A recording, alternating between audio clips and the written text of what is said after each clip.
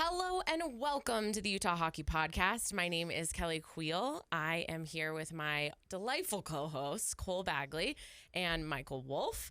And we are so excited today to get to speak to the Utah Mammoth 6'1" right wing from Scottsdale, Arizona, who just became the IIHF gold medalist for the United States of America. Hi, Josh.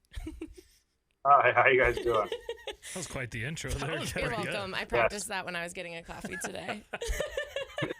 That was a little think too much almost for me. Okay, that was too good. Josh is a humble. I don't know if I Sorry, deserve all that. what's up, Josh? I actually got feedback from my sister who watched our podcast last week and was like, "Who's spicy tuna?" And I was like, "Okay, I gotta." So I gotta give you a little bit more of an intro than just a little something. Perfect. I appreciate that. Well, Josh, let's just jump right in. Like Kelly said, you won the gold medal at the World Championships just a few weeks ago. Just curious, what was that like to be the first American team to win gold at that tournament in almost 100 years? Insane. Yeah, it was super special to be a part of that, and obviously just being there was surreal and something that I wanted is just to be a part of a group like that and to see how guys operate at that level and be a part of meaningful games. As much as it was amazing, I learned a ton, and obviously being a part of a little bit of history is something super cool that you'll always remember. Is it a house divided? Because I know your dad played for Team Canada. So who does the family... Yeah, not the first gold medalist in the family, with Shane Doan bringing home some golds prior. So how does he feel about that? Yeah, he was happy. He said we evened up the golds and silvers in the house because he was one less gold than silver. He's happy that I got it than himself. So it's all even now. But they're also supportive, and my siblings are all American as well. So even just having their support was huge. My little brother came over to watch, so they were full on board for the U.S. They're all American citizens now, so it's something where they have to cheer for me and they have to cheer for the U.S. So our family was definitely excited and happy for me. Did you chirp him a little bit that Canada didn't even make it to the knockout rounds? Or yeah, I wanted to beat Canada, I think, more than watching them lose. But right, we'll take them being bounced a little bit earlier, so it takes one less game out of our hands. That's awesome. You won gold with a bunch of your Mammoth teammates. There were several of you out there: Logan Cooley, Kess, and of course Captain America Clayton Keller. What did it do for this? What did it do for you guys as NHL teammates to win that gold medal together? And how does that kind of propel you guys into this next season? Yeah, I mean we have a really close group in our locker room, as you can see if you're around the room and around our group, you can kind of get that feel. And I think going over there with these four guys, me and those three others, was something that was really fun for us as a group. And as close as we all are already, it was something to kind of bring us together a little bit more and to learn how to play big games like that and how to handle pressure and get ready for games like that.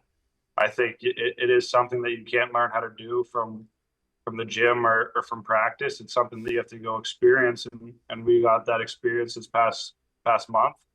But to win it with those guys and to see their excitement and to be part of it was something so surreal, and I think something that we can kind of push into this summer and into next year.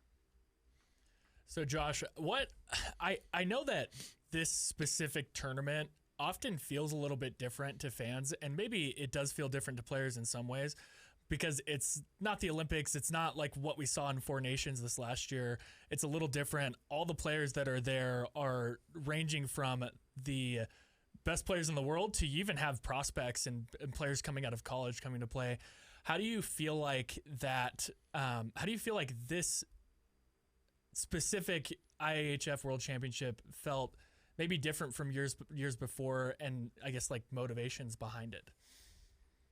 Yeah, I think when you get over there, you get a sense of how big this tournament is for some of those countries in Europe, and this is their standing up. It's the one time their fans can watch at a reasonable time hockey that's super competitive. So they all make their way over and play in the tournament. I think as a group from the beginning, we kind of set it in standard that we wanted to win this tournament. And it's embarrassing that we hadn't won it in 92 years as a country that is so good at hockey now. And I think that the biggest thing though is that they've made it so serious, and other teams made it so serious that we as a group found a way to have fun throughout the whole tournament. And I think there were points where some of the other fans were questioning whether or not we were taking it as serious as some teams because of the way we were acting at the rink and on the bench.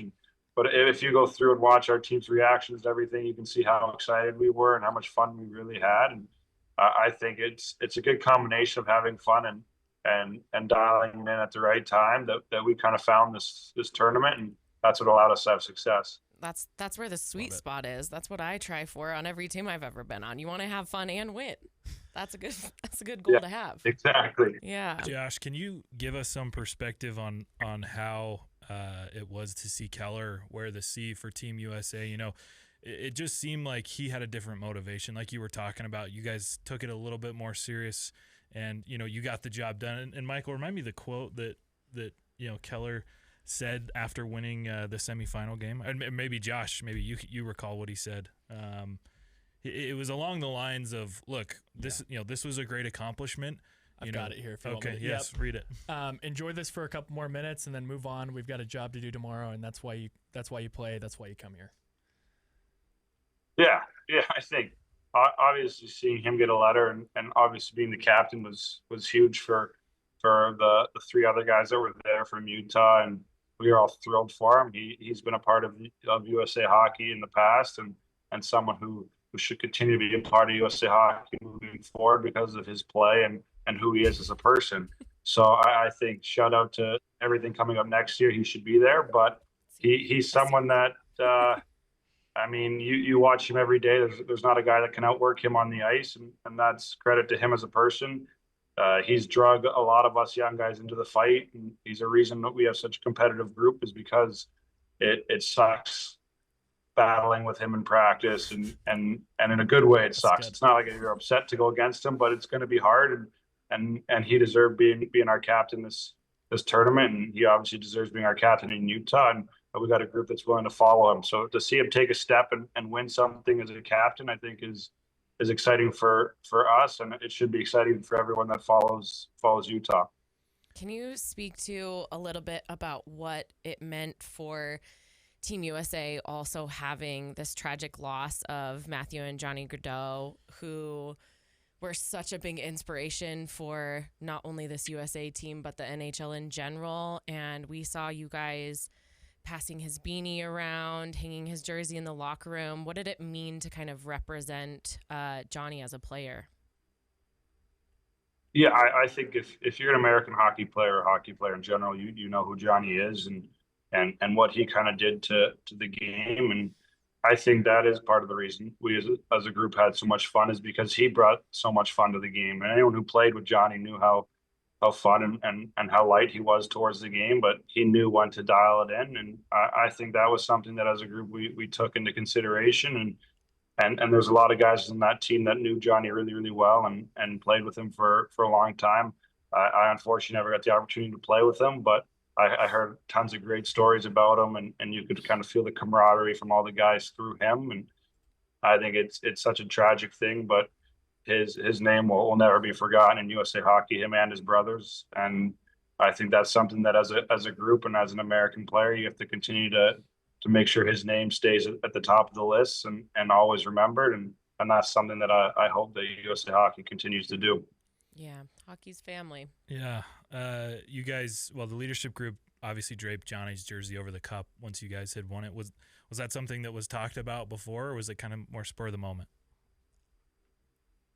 Yeah, I think it was pretty well known that his jersey was going to be out there with us no matter what. And I think there's a video of Z or Zach Werenski going and getting his jersey from the locker room, and he made sure to go get that pretty quick after we won. So that kind of speaks volume as to what he meant to that group. And I know a lot of guys knew that was probably going to come, and that's what we were playing for at the end of the day. So I think there was no better place to place that jersey at the end of the tournament than on the trophy. For sure. It was a beautiful moment, no doubt. Yeah, I think got all of us, that's for sure. Yeah, a tearjerker for most American fans that were watching. transitioning a little bit here, we don't want to keep you too long. There seems to be a lot of momentum for the Mammoth, kind of going into this summer. Obviously, with you guys, several of you winning gold at the World Championships, getting the 4th overall pick, the season that you had, a lot of signings of Boot and Simishev. How does it feel inside the organization amongst the team right now in terms of the momentum that you guys have? Yeah, I mean, we're a confident group and a group that knows that there is a step that needs to be taken next year within the group, and obviously seeing guys like Boot and Simishev sign and want to join the mix and be a part of it is really exciting. I think it's just continuing to develop into a place that guys want to be with the new practice facility and seeing all the new stuff that we've been doing. At the end of the day, though, we got to have a lot of fun as a group overseas, and a lot of guys got to see how much fun the Utah guys have together. So hopefully we could piece some future guys down the road and to come into Utah. But I think everyone can kind of sense that feeling, and you see the strides that guys like Cools and Guns took at the end of the year, and Kess obviously still coming along and been really good, and Hates, and then the guys that have been around that are starting to learn how to win, like Kells and Krauser and Schmaltzy and all those guys that are taking steps. And then when you continue to go through our lineup, you see the guys that have won, and they're going to kind of carry the load in terms of showing us how to win at the next level and once we do make the playoffs. So it is exciting, and you can kind of feel it as a group. And I'm excited to kind of see the next couple of weeks here with the draft and free agency and see what kind of goes on. And as a group, we have trust in everybody in our organization that they know what they're doing and they're going to make us better. So it's an exciting time for the players, and I'm hoping for the fans as well. I'm fired up. Yeah, I'm fired up already. Josh, I guess speaking of the next step that this, because I think there is this feeling, especially among fans, of like, all right, I know that especially Utah fans have only had this team for a year, but I think there is this expectation generally, and it's good, nice to hear that that's what the players feel as well. What do you feel like your next step is? What do you feel like your next step is in your development and you as a player? Yeah, I think just continue to work on the things that have given me success and confidence, but maybe mix in a goal on a breakaway here or there when I get the chances, considering I didn't score on one this year or stuff like that. But I think continuing to be a hound and be solid defensively, but have confidence in my ability to score goals and to create secondary offense for this group. I think I found a good mesh with Boehner and Krause at the end of the year, and we had a lot of fun playing together. And we had quite the number of opportunities that just never went in the net. So hopefully we got all that bad luck out of the way at the end of last year and can get a bounce or two this season. But I think just continuing to grow in that way and take a step in that way and maybe help out on the kill or help out on the power play and take a jump. And obviously it's going to come down to it at preseason, the first couple games of the year where everything kind of stacks up. But it is one of those things where all I can control right now is getting stronger and faster and maybe working around the net a little bit. Yeah. Was there a piece of your game that you maybe saw flourish overseas at the IIHF World Championship that you'd maybe like to see translate? You're selling yourself short. You got a goal internationally. So. Yeah. Yeah. What's the conversion rate of goals from? Conversion from the Euro goal to an American. Yeah, exactly. No, I felt good over there. I didn't play a ton. I got a lot of opportunity to be a part of the group and watch and grow. And when I got an opportunity, I got to kill a good amount, which was really exciting for me is to penalty kill at that level. I think it just continued to grow in confidence with my stick. I had a couple takeaways over there on the penalty kill and opportunities through takeaways. So that's something that I'll continue to work on. It's a fun part of the game for me is getting your stick involved in stripping guys. And that's something that I think can translate into offense as you kind of learn as you get older and develop into finding how to create in this league is something that could be a strength of mine. Mm-hmm. Give us. Sorry, go ahead. No, you go ahead. Give us a little update on what summer looks like for you. We see you with some red and gold down here. Yeah. I'm in beautiful ASU's campus right now. Obviously, it's I'm not. I'm a little biased, but I think we did win the Big 12 last year for Yep. football. So we are the Kings right now in 1 year of being in the Big 12, and I'll be there when they come to town this year. I think. Hopefully, Nice. I get a chance to be there. But I'm here for the next week and a half, training and skating, and then I'll drive up to British Columbia, where my mom's family all is, and where my trainer for the last 12 years has been, and we'll start to work together. And then I think a lot of the guys are planning on coming back to Utah right around the time of the new building getting finished, and that's kind of the main goal for now is to be up there and train and get stronger, and then be ready for preseason. I think there's a chance to end up in Boston to see Cass at some point, but we'll Nice. see how that goes. You have to document the whole thing because I think the fans, that's the kind of content that I think most of the fans Yeah, want these days. everybody's looking for the Kess and his cats. That's very popular. Cass gets enough media attention. I don't think he needs a break right So now. accurate. That's the king. I'm glad that you noticed that too. That's so accurate. Yeah. I'm gonna hide from the king if I see him this summer. I'm not getting posted online as a cat again, so I'm gonna be hiding for the next little bit. The truth comes out. I love it. Yeah. Last two questions here for you, Josh, and we'll let you go. You got a new team name. You're now the Mammoth. Just curious, your thoughts on the design and what you like about it and just maybe what the team likes about it. Yeah, I think it was amongst the group the standard for what everyone kind of wanted, and I think you can see why. We got an opportunity to see what the logos would look like, and seeing the mammoth with the mountain head is really cool. But then also seeing the Utah logo with the U and the tusk going through it, I think that might be my favorite logo of the mix that has come out. So they did an unbelievable job. I'm happy we kept one of the Utah jerseys with the lettering going across, because I think those have become a fan favorite amongst the league. They're clean and they look good and the guys like them, but it'll be good. It'll be cool to put a jersey on that has a logo on it. And I think just as excited as everyone else to see the new arena antics that they're going to come up with for game one. Yeah, right now it's a pile of rubble, so we're all excited to see what we it just hope turns there's out. ice down by the start of the season. Ice there. sounds great. Yeah. Ice and Yeah. seats. If we need to bring our own camp chairs, I'm actually in. Yeah. Well, Josh, we know that you're involved in a charity event this week, the Ultimate Goalie Showdown. I just want to give you a chance to talk a little bit about that before we close out here, how people can support it and what it means to you. Yeah, I think anytime you get an opportunity to. Oh, did I lose you guys? Nope, we're still here. We're still here. All right, good. Anytime that you get an opportunity to support local families in hockey in Arizona and be a part of something like this is super cool. Obviously, they did an amazing job of bringing in some pretty big name influencers in the hockey world. So it'll be fun to mix and mingle with them. But there's a stream for the game tonight, and there'll be a link for donations and all that kind of stuff. And I know my dad and I will be involved, and a couple other ASU guys and some other former NHLers that are some pretty big names like Theo Fleury. So it's an event that they reached out to me to do, and when you're in the state of Arizona and you have the opportunity to help kind of grow the community and grow the game here and be a part of something like this is something you got to take advantage of, because these are the people that have supported you and allowed you to grow. And obviously it'll be a lot of kids involved, which is really cool and special, and raising awareness for everything that's coming with this event is awesome.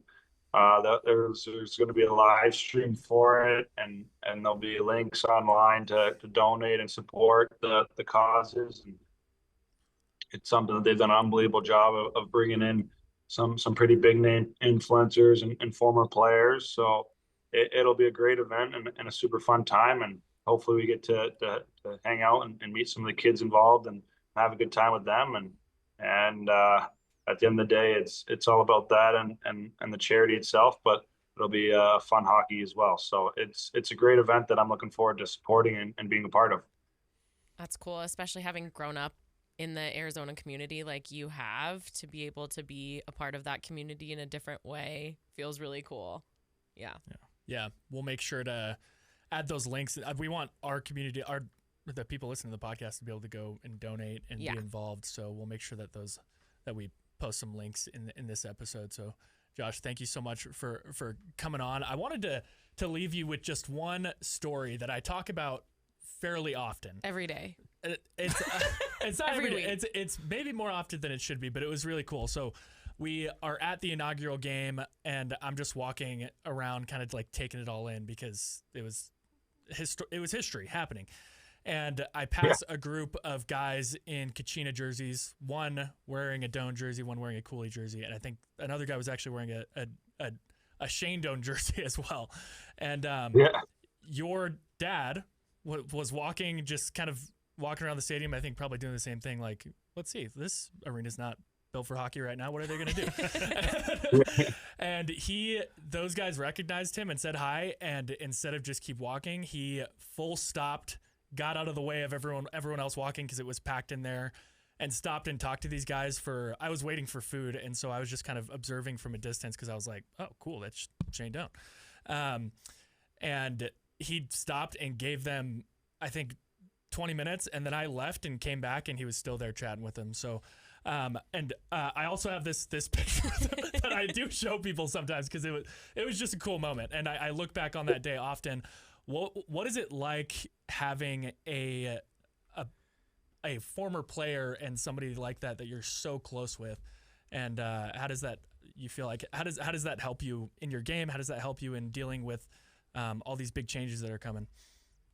Yeah, we laugh as a family that if you run into our dad, then by the time you're done wanting to have a conversation with him, he's going to keep you there longer because he'll be talking and hearing stories and giving stories. So it's something, though, that he's kind of passed on to all of us and for me especially, is that it doesn't matter how good of a player you are, you better be a better person. So it's something that he's kind of influenced and built into all of our brains is to be good people before you're good at anything else. So he's been away from hockey, my biggest mentor and supporter, and then in hockey, I think he's the same way with having someone to call and talk to and bounce ideas off of, and he loves the game more than anybody else. He is the ultimate hockey nerd, and he loves watching hockey, especially if I'm involved. He'll watch me go play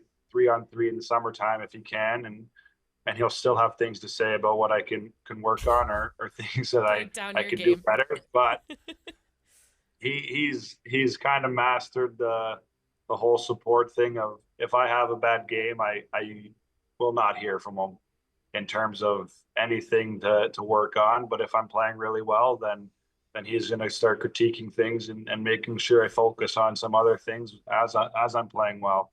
So he's been huge for me and my growth, and honestly, without him, I wouldn't be in the position I'm in today, because I've got the opportunity to watch him play and watch him grow and bounce ideas, like I said, off him.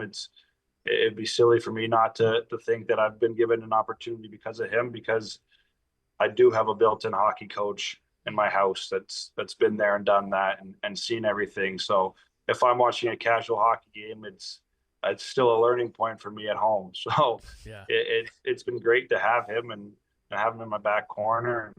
And yeah, if you guys see him in Utah or anyone sees him, he'll be there. It's stop and talk to him. But I am warning you that you might get stuck in a conversation for longer than you want to be. And you'll have a great conversation, but it'll drag out, and he'll have the most fun in the conversation. So it's really cool that you had that story to share, because that is the truth. And I've seen it a good amount of times. It's incredible. And it's been cool watching you interact with fans as well, because it is like, feels similar. It feels like a similar situation. So it's awesome to hear that's just what's preached. Besides when your dad now working for the Leafs organization, you guys had some beef when you guys were playing the Leafs, and he was still have beef. That won't change. This whole off season will be a war zone in the household.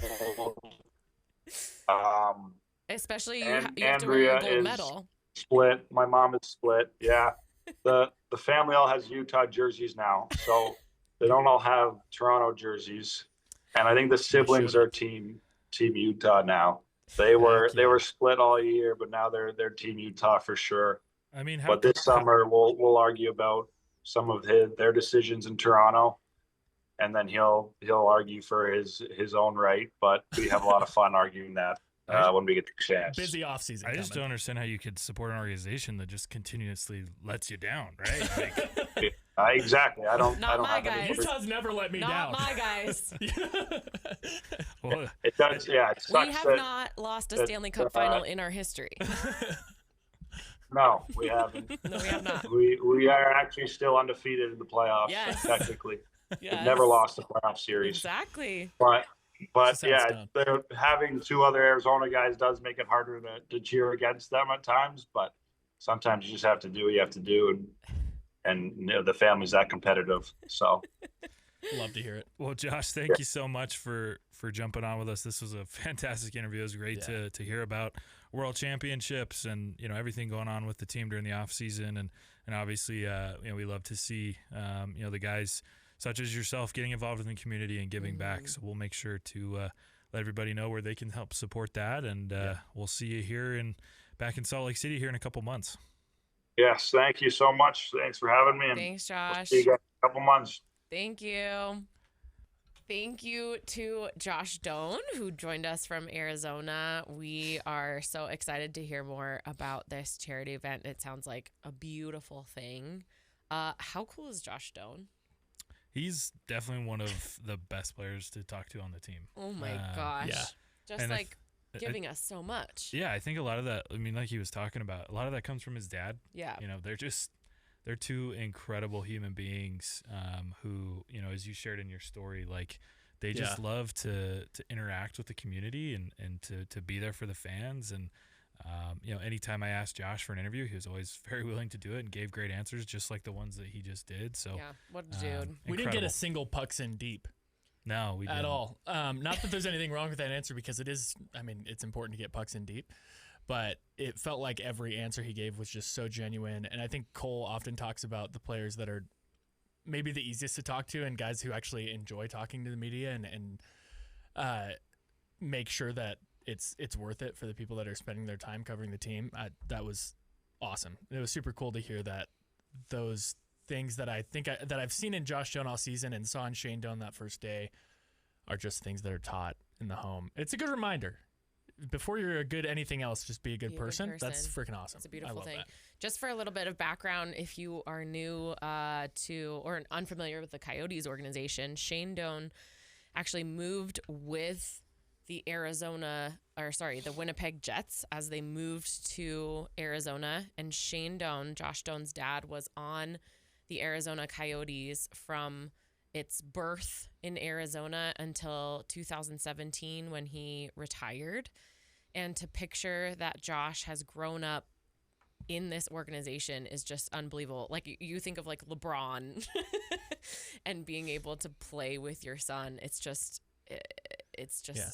wild to think that your dad was such a big part of this organization and then you get to be giving back to the same community. How cool is that? I think Shane is the all-time points leader for the Coyotes, and then he captained them as well for a while. And it's cool too, like that Josh got to make his debut for the Coyotes, and how that all went down. Got drafted by the Coyotes. Yeah, got drafted while his dad. I think dad was working for the organization at the time. Yeah, and he gets to have earned that nepotism. Yeah, we call that because Josh is actually good at hockey. He's a very good hockey player. He's better at hockey than Bronny is at basketball. But correct. Continue. Yeah, it's not really a fair comparison. Yes, that is nepotism, which is LeBron nepotism. Oh, I did not know. Very good. Is that a term that's being passed NBA. around among sports writers? Correct. Okay. Now we know. It's in the sports writers dictionary. Yeah, Josh obviously is a very good hockey player who has made a name for himself over this last year, and it's cool too. Like now he gets to kind of like create his own path, his own journey in Utah. I'm sure that it was tough for him to see the organization that he grew up being around so much and being from Arizona himself, but he's taken it in stride. He has embraced Utah in so many ways, and I think he'll be a special player for them for a long time. He's one of those, like, his effort doesn't always show up on the stat sheet, but when you look back at this last season, when he came back from Tucson, he stayed because of his relentless motor, because of his, he battles so hard on every inch of ice. He's got a very complete 200-foot game.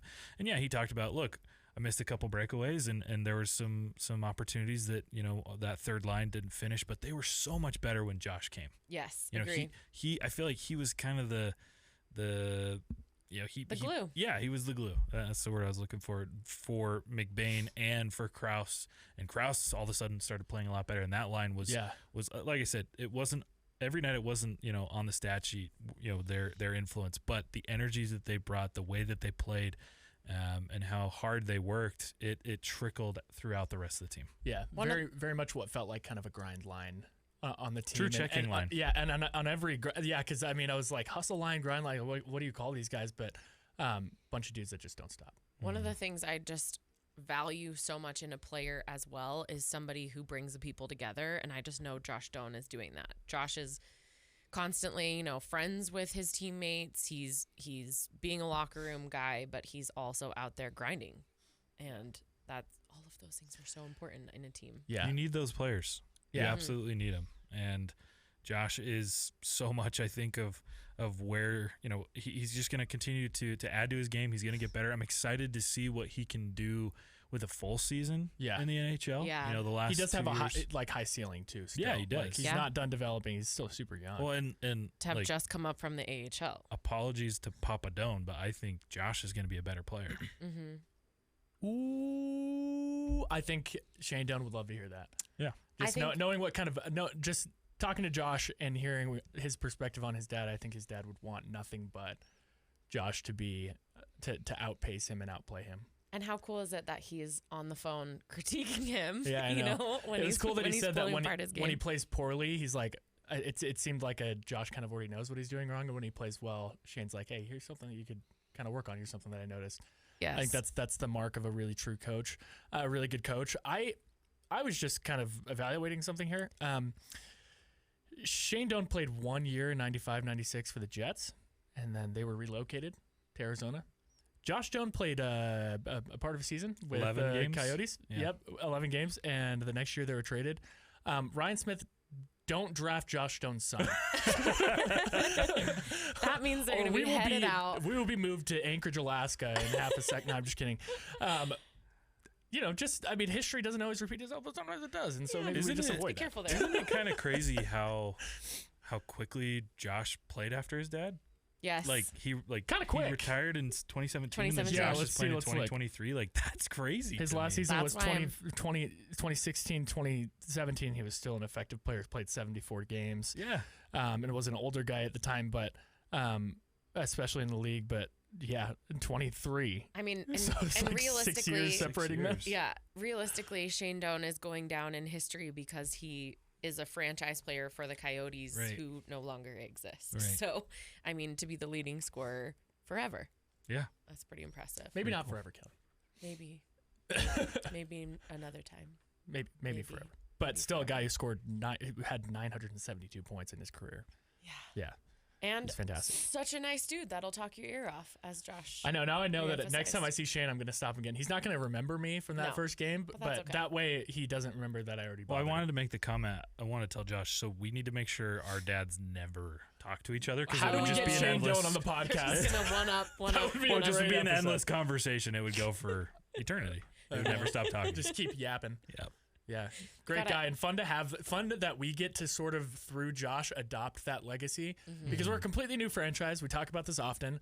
Like Josh said, we've never lost a playoff game ever, right? Which is just it's really impressive. But still, it's cool that through Josh we get to kind of adopt that legacy of Shane Doan. I guess maybe not necessarily his stats, not necessarily anything that he accomplished with the Coyotes, but through his son. It's pretty awesome. Yeah. And a guy who was present for that first game. So it's cool, even though he works for Toronto. Gross. Next job needs to be talk about at the base of the Wasatch terrible Mountains. Organization to work at, Are we sure he doesn't have a job around here? Come on. Cole Bagley, known Maple Leafs hater. Yeah, in Calgary. Oh yeah, don't bring up any. No, wait, Cole. I feel like you need to pull up that thread.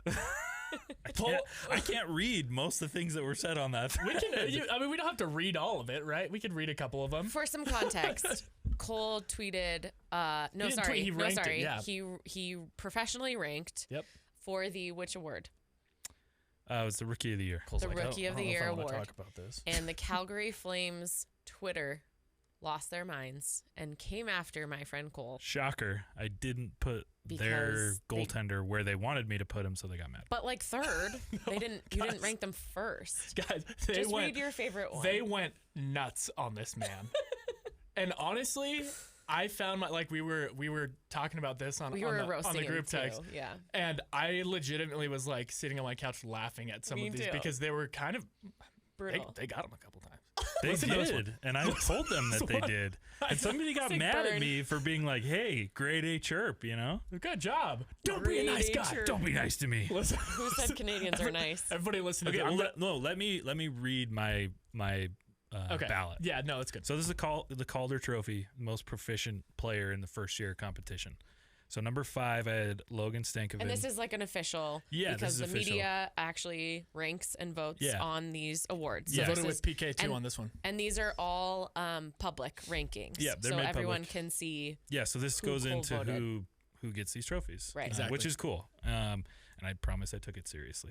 We know him well enough to know. No, we know him well enough to know he sat there and thought about it. He also voted, there were other major sports writers and personalities that voted along with him in this, so people can freak out all they want, but right. Go ahead. So Calder Trophy, I had number 5, Logan Stankoven. Number 4, Dustin Wolf, the Flames goaltender. Great last name, missing an E. Yeah. Number 3, Matvey Michkov. Number 2, Macklin Celebrini. And number 1, Lane Hudson, who won the award. So there you go. So you would think after the first one or two, who cares? And it gets really hard. Wrong. Like this, I'm telling you guys, it's not easy. Of course it's really, it is a hard thing. It took me hours. Here's Cole trying to convince us he has a hard job. I do. No, this part was difficult. This was the hardest part of my job this year, was doing these ballots. Because the league is huge. Yeah. And I cover one team. Yeah. I do cover the league as a whole, but in a general sense, I'm not watching every single game of every single team and every single player. Yeah. Why not? Because I'm a We need to human say being. sorry to Mammoth Almanac on Twitter. He is also a Calgary Flames fan. Oh. So we apologize just for Cole. No, I'm just kidding. Cole didn't apologize Read for your because he didn't. But yeah, like we said, Calgary sports fans saw this and somebody posted. I'm blacklisted. Here is the list. Probably can't even get a cred. Yeah. Here is a list of writers who did not put Dustin Wolf in their top list. 3. I'm proud to be in that list. Really good list. Really I think good PK Subban topped it. I actually liked PK as an analyst. I think he's entertaining to watch. He kind of brings that he just brings a different energy to and a perspective that I think is important for the game. And I never really hated PK Subban as a player. Anyways, while Cole looks for that list, Cole, I'm just going to read this to you like I'm talking to you. And this is from me. I think it's really funny that I've got the list. Okay. Do you want me to read it first, or do you want to do it? You can read it. Go ahead. Go ahead. So here's all the writers and media people who voted Dustin Wolf 4th or 5th on their Calder Trophy ballot. PK Subban with ESPN, Scott McLaughlin with WEEI, Brian Hedger with the Columbus Dispatch, Nicole Kraft with the Associated Press, Max Bolton with the Athletic, Stu Cowan with the Montreal Gazette, Anthony, I don't know how to say your last name, with Center Ice Philly, Jordan Hall with NBS Sports Philly, Colleen Flynn with the Hockey News, Andrew Knoll with Southern California News Group, Emma Lingen with the Hockey News, Glenn Dreyfus with Davy Jones Locker Room. Interesting. Myself, Matthew DeFranks with St. Louis Post-Dispatch, Ken Campbell with the Hockey Unfiltered, Scott Wheeler with the Athletic, and Russ Cohen with Sportsology. Quite a few. A lot. That's a good list of people from major outlets. Yeah. From but all over. None as big as KSL, obviously. Obviously. Let me just read you my favorite tweet. My favorite roast of Cole. I think it's really funny that not only do you have... do you have... Oh, wait. Sorry. This is blocking it out. I think it's funny that not only do you have bad hockey takes, but you're also bald. Boom. Roasted. Just relentless. Boom. Savage. The only thing that they really came up with was just that he was bald. Yeah. But it was recurring enough that it became funny to like any guy that was reading it would be like, ha, got him. Yeah, got him. There was some guy. So dumb. There was some guy who said, "Enjoy Utah," and I said, trying to figure out what the quotation marks mean, and he said, Thank "Utah's you. not a real place." I like, we get it, you cover hockey, or at least pretend to. Tanner was like, "Oh, we're roasting Cole. Yeah, let's perfect. go." Let me I jump saw in. my chance and I hopped in. Here's our producer Tanner, by the way. Producer Tanner. Producer I Tanner. will Legend. remain a faceless voice. Oh, I love for the remainder of that. this podcast. I love that. All right. Well, Good stuff. we Yeah, are it was really good stuff. looking forward to next week, where we will have the draft. Draft is Probab- Friday next week. Yep. Friday next week, where the NHL prospects will gather and they'll announce some draft picks. Utah gets number 4. Yep. We are interested in who we will pick. So, without further ado, my friends have their draft rankings, and then I'm going to give you mine. We go 5-1 here. 5-1. 5-1. 5-1. Okay, go ahead. So, well, we'll both do 5. Okay. Explain. We'll both go 5. Good and both idea. go 5 and explain why you like that player or whatever you want to talk about that player. Sure. You Mhm. first. I would also like you to go first. I'm saying you. I'll go first. Okay. My number 5 is Higgins. James Higgins, Boston College. Who's your number 5? My number, I had a different player at this because I did like some personal rankings, and last week that player climbed on my list. So I also have James Higgins as my number 5 spot. What do you guys like about his game? What do you not like about his game? Just such a powerful force that I know nothing about. There you go. Well, he played at Boston College. He has a lot of in all realness, he has a lot of experience in the USA development program. I think any player who ends up wearing that jersey, I end up being kind of attached to. He's a smaller player, and so I think I'm less prone to rank him anywhere higher than that, just because we have players who play a similar style game. I just don't. I would not be mad if we chose him, because he might be the best player at that number 4 spot. And I'm very much, when you're in a draft, like just draft the best player available. But I think I would be surprised if Utah selected him, because that's not necessarily a need right now. He's a really good scorer. He's a little smaller, not as heavy, doesn't have a super physical game, but a fantastic player and a player who's necessary. We've seen that in players like even like Keller, Cooley, Gunther, all smaller guys, still have good full ice games, play good defense, but I think he would end up being more of a Gunther style player who likes scoring a lot of goals, and I freaking love myself some watching Dylan Gunther, but We sure do. we need a power forward. I'll give 5 and 4. I've got Anton Frondel at 5. Yeah. And this is the thing with this draft is, like, I think I am not including Michael Misa and Matthew Schaefer in these top 5 because I don't think that's realistic at all.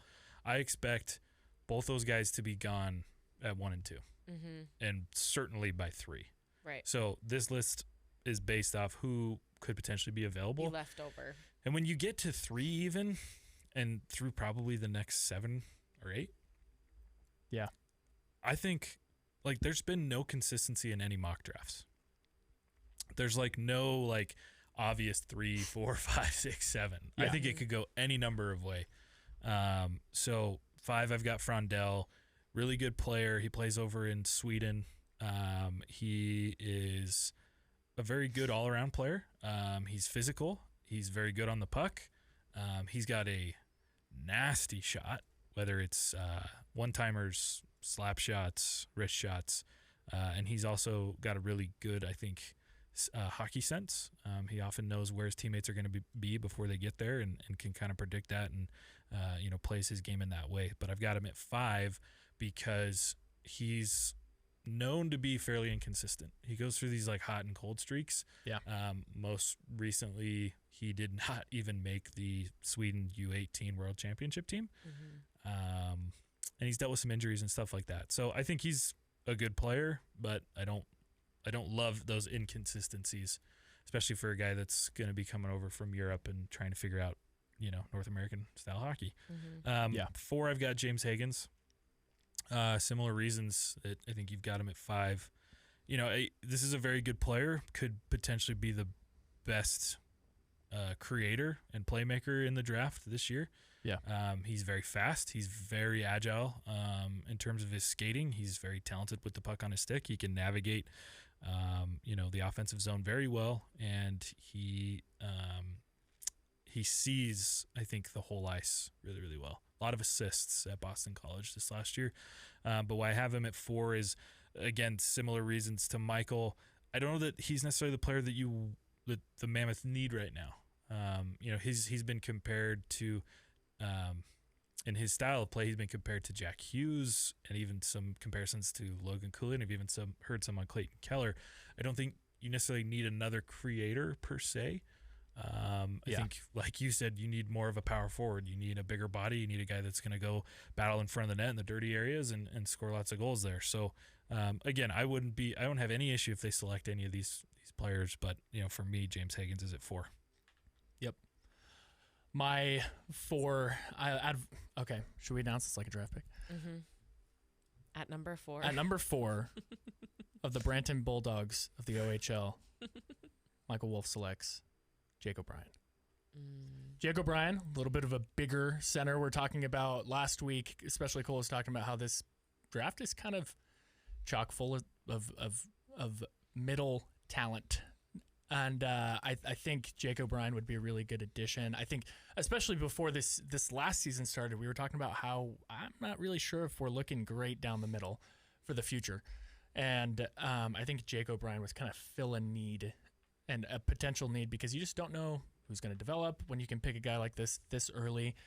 Has a bigger game, so is maybe leans towards being more of a power forward, but also a fantastic distributor that I think could be our second line center in the near future, within the next 3-4 years, would be developed and ready to go and ready to play with guys like Dylan Gunther and Logan Cooley and Clayton Keller for a long time. Mm-hmm. Yeah, I'd put him as an honorable mention. Like, if we were going outside of 5, I'd probably put him at 6. I think for a lot of the same reasons. He excels in close to the net. He's very good behind the net. He's very good in the crease, and not just scoring goals, but creating. If you look at his highlight reel, it's often him kind of running the show from down low and behind and feeding his teammates. And again, he has a really good hockey sense as well. And he's a player that Utah took to dinner during the combine. So not that that's very telling, but it shows some interest, right? Mm-hmm. It no doubt shows that they're interested in him, and he's not a guy that a lot of teams are looking at that early. So I wouldn't be surprised if anything can happen in the draft. We don't know exactly what's going to happen. Last week we talked to an incredible prospect, but wouldn't be surprised to see Utah maybe move around to pick a guy like that, because he's not projected to go that high. But I would like to see Utah pick him, similar to my number 3. Give it. At number 3, from the Sioux Greyhounds of the OHL, Michael Wolf selects Brady Martin.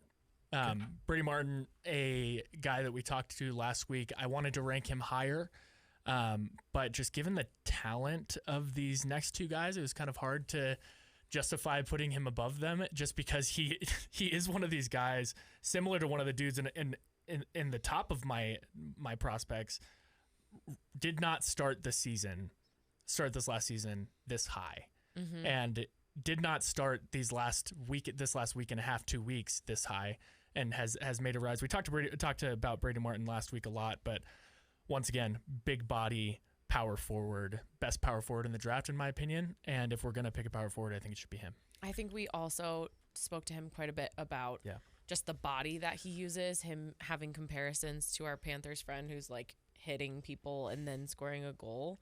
And those are all things that we could use on the Mammoth. Yeah, I've got Brady at 3 as well. Again, similar reasons. I really like physical players. Yeah. Guys that just pack a punch and they leave bite marks, you know, when they're delivering hits, and that is Brady Martin. Yeah. For context, I saw Cole's rankings before he heard mine, so I might have copied him a little bit. I trust Cole. But he also has a good offensive game. He does. had a number of goals and assists this year. He really and I think he wasn't on a very good team, to be honest with you. I think he had 72 points, so somewhere in the 70s. He kind of helped drag that team throughout the season. I think if he had better teammates, he probably would have jumped up another 10 to 15 points. And he actually did better in the tournament that he played this season. Yep, he had 72 points and then even scored 11 points in 7 games played with the Canada's U18. Yeah, he's a good player. But I have him at 3, again, similar reasons. I think there's just really, really good talent just ahead of him. Yeah. That I don't know that you pass over. Now, if Utah is to trade down, move a little bit, top 10. If you go down to like 6 or 7, 8, I think that's where Brady gets picked, is somewhere between 6 and 8. Yeah. And I think what Brady has going for him as well is I think he might have the most potential to be a steal, maybe the steal of the top 10. You know, when you look back in a couple years and you see where these guys are at and how they're playing, I can kind of see that in his game. It feels like a game that's going to translate really well to the NHL, and the way that the NHL is going forward, it's a league that is prioritizing size and physicality and power forwards. Obviously with what Florida is doing to the league right now. So I've got Brady at 3 as well. Who do you got at number 2? At number 2, I have from the Brampton Steelheads of the OHL. A lot of dudes from the OHL in my top 5. I think most people. Porter Martone, number 94. Ooh. So we kind of saw him decline a little bit, like going into the rankings for the, what am I trying to say, draft combine. He was ranked really, really high, and we saw him kind of dip a little bit. Yeah, I think maybe some players just really, really showed up. But I have no doubt that Porter Martone could be the best player in this draft. He could be. I think looking back, like whatever, hindsight is what it is. But once again, a dude who a fantastic player, a winger. Is that necessarily something that Utah needs right now? I don't think it matters. Once again. A lot of people, when you're talking about the NHL draft or when you're talking about the NBA draft, a lot of times you're thinking about, what do we need at this time? Who needs to come and fill a role on the Jazz? Who needs to come and fill a role in whoever your NFL team is? It's just not relevant. Take the best available player. I think you draft in hockey like you draft in baseball, where it doesn't matter what you need at that time. These players take a while to develop, and you don't know what's going to happen between that now and then.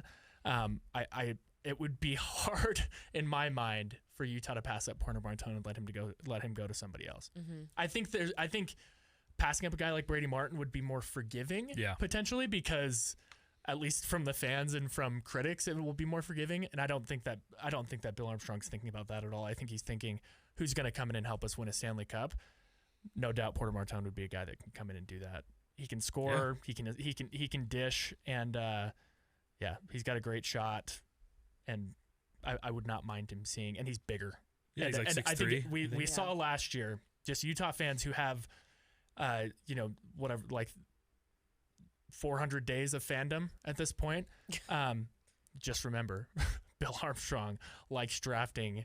He's trying to create a forest over here in the Utah Mammoth. Planting trees. Yeah, he likes big players, and he comes in at 6'3", 205, and he is not fully developed. The kid's 18 years old. Like barely 18. Yeah, which means he could end up at 6'4", 6'5", 215, 220. Like the dude is going to be an absolute unit. Yep. And once again, could be a guy who, when you start playing the NHL, you're forced to play more physical. And while Porter Martone does have a good physical side of his game, it might get even more physical. He might just turn into this power forward force. Yep. You just don't know. I think that's where my upside for Porter Martone is. Yeah. He's great at 2. Yeah. When we see that with our team now, that's for sure what we're lacking. You have a Gunther and a Cooley who can score incredible, amazing goals, but not necessarily fight on their feet. Yeah, we have power forwards, but do we have top 6 power forwards? I think I don't think so right now. No. My number 2, I've got Caleb Desnoyers. Caleb Desnoyers. Yes. French name. It's awesome. Yeah, I love it. I think I'm saying it right. I think so. I've heard it said Desnoyers as well. Desnoyers. But either way, whatever. Yeah. He is another one of the top playmakers, I think, in this draft. Very talented in the offensive zone, can score, can facilitate. I think that's where he's more comfortable, is in facilitating, but he's got nearly as many goals as assists, I believe. And he's not overly big, but he uses his size pretty well. If you watch his highlights and his tape, he's delivered some pretty nasty hits. And I like I said earlier, I like guys that pack a punch. Yeah. The most intriguing thing, I think, for Caleb is, and the reason that he kind of shot off draft boards over the last 2 months is in the QMJHL playoffs, he had 30 points in 19 games. And I don't think, he for a while was averaging, through most of the playoffs, he was averaging like 1.8 points per game, which the last players to have similar stat lines in that league, Sidney Crosby and Nathan McKinnon. Really good. Halifax boys. If you guys don't know about hockey, those guys are good at hockey. Doesn't really get any better. That's a conversation. Not necessarily in World Championships, but they're good at hockey. Right. So, and he was the playoff MVP, and he led his team to a championship. Yep.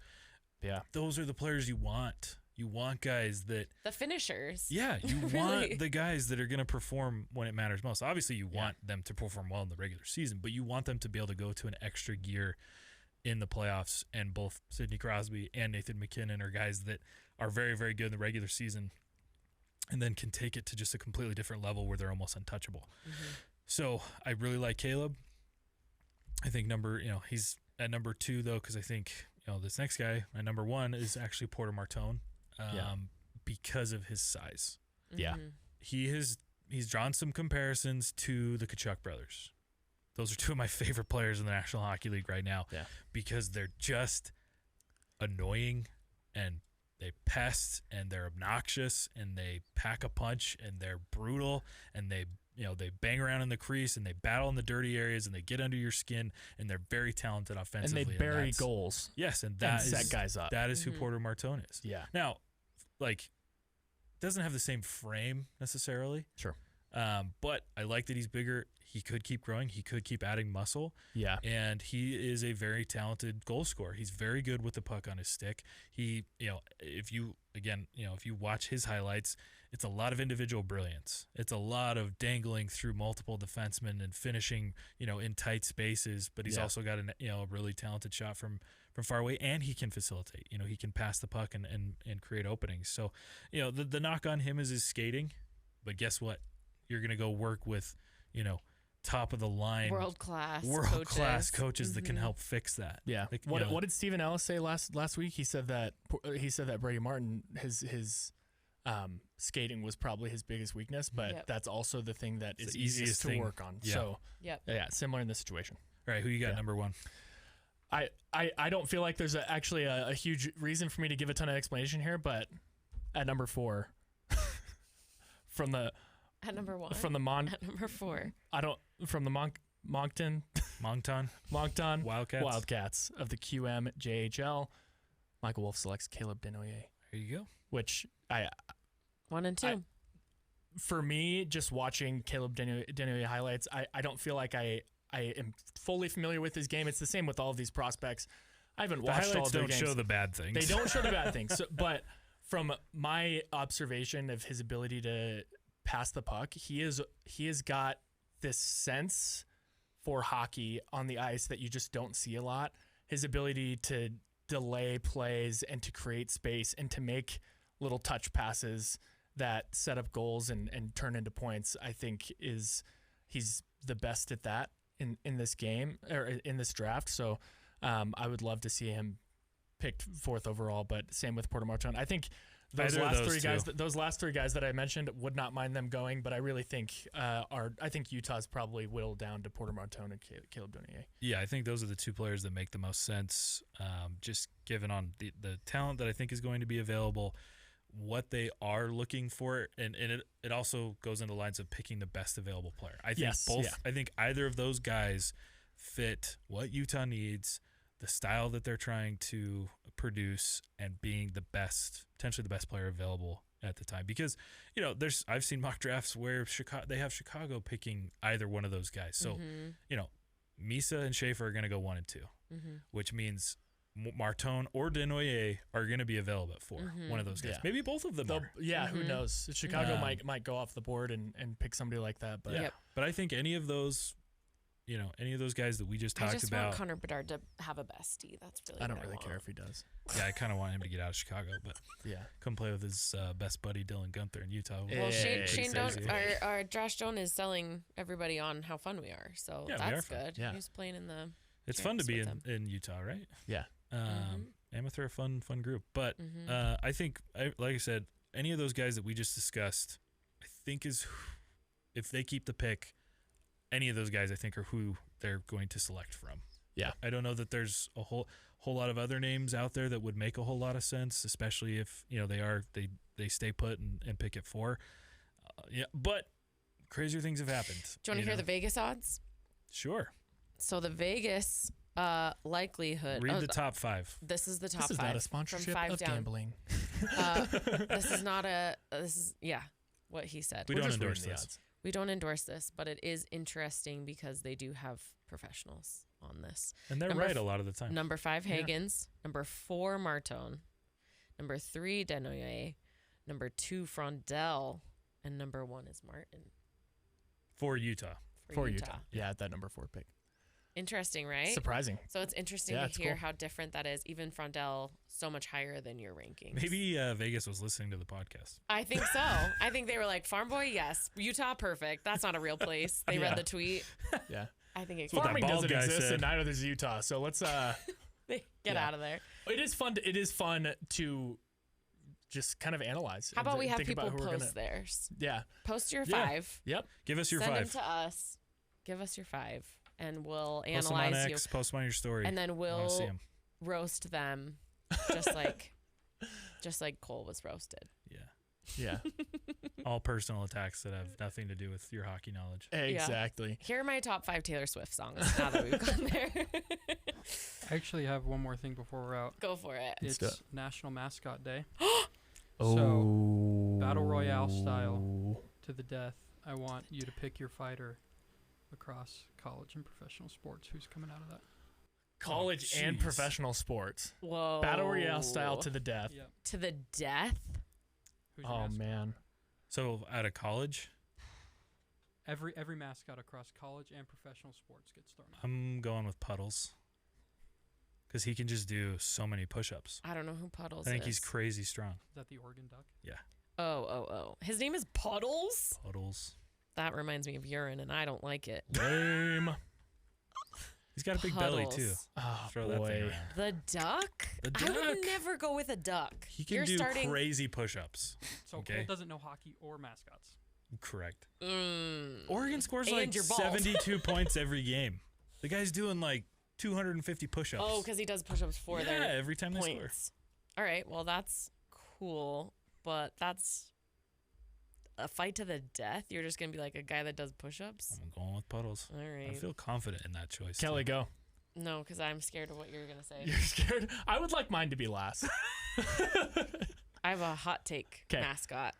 Gritty, no question. This is college, right? No question it's gritty. No, you can Number one, Gritty is going to give people diseases, and that will ultimately lead to their demise. Goodness. That's where I thought we were Gritty's doing at. college and then pro. No, he said I said anyone, all of them get thrown in. all of them. Okay. I was Do just you doing have- change your college. answer? Well, I thought we were going with college mascots and then pro I mascots. think your Okay, what's your college pro? answer sucks either way. Thanks, producer Tanner. We all agree. You're not allowed back on the mic. Take the mic away. Oh, jeez. What do you got, He's Mike? grinning. I have a couple pretty good ones. Part of me wanted to say If you say Puddles, I'm gonna be so mad. no. Part of me That's the wanted to best. say BYU's mascot, Cosmo? Cosmo the Cougar, just because of the. He's just a dancer. He's kind of a brilliant Fight to mascot. the Does death. stuff, but we're talking fight to the death. My selection Michael Wolf selects. out of Syracuse, the orange. Otto the Orange. That's worse than Puddles. Otto the Duck Orange is versus an orange. terrifying. Have you guys ever played the college football video game where the Mascot Showdown? Come Yeah. on, man. Otto the Orange went so ham in that because I was thinking Gritty, and then I was thinking I think that the Providence mascot. Do you know who he is? The Friar. Yeah. Hysterical. I also think that his ability, he would just freaking banish people. It would be, I don't know. I don't know what Friars would do, but surely he has some sort of power on his side that other people don't. But y'all sleeping on Puddles. Otto the Orange Puddles is an icon of the college football game, and I couldn't not pick him. I think that's the only reason people know who Syracuse is. I know. I also think that he's just a little unsuspecting. People would be like, I'll take care of Otto the Orange last. All of a sudden, freaking orange juice in your eyes. Ooh, you can't see anything. Point. That citric acid will get you. Citrus in your eyes. What are you going to do? You're blind. You're cooked. Otto the Orange has got you. Yeah, that's what I was gonna. That's it. Fight to the death. I was gonna say for Josh Doan, I was gonna go with the Arizona State Devil, but yeah, I mean he does have the fork. I'm not one who believes that Satan really wins anything. So. Oh, that's a good one. So, that's Kelly. You go ahead.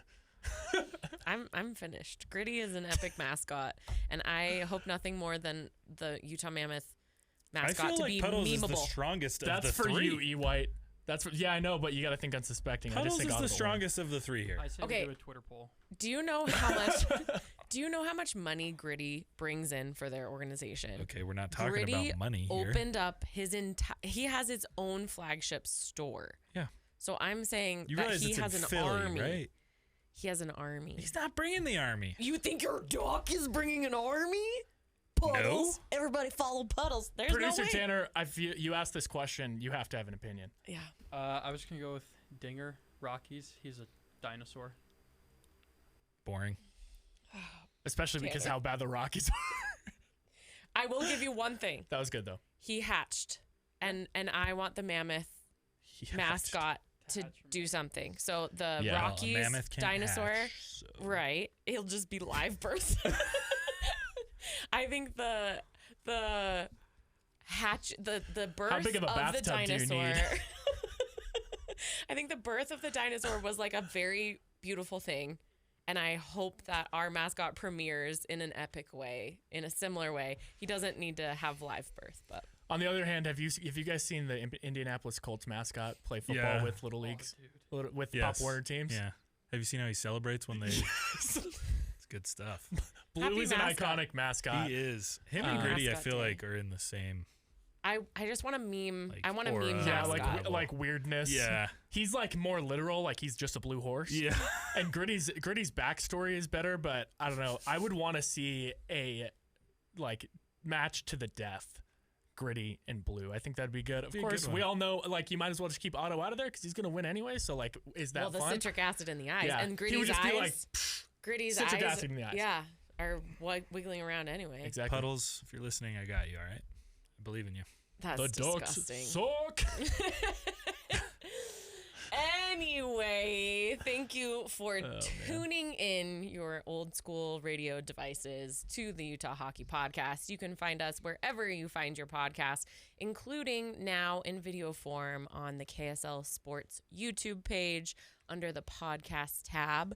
Thank you for being here, and we will see you again soon. Love ya.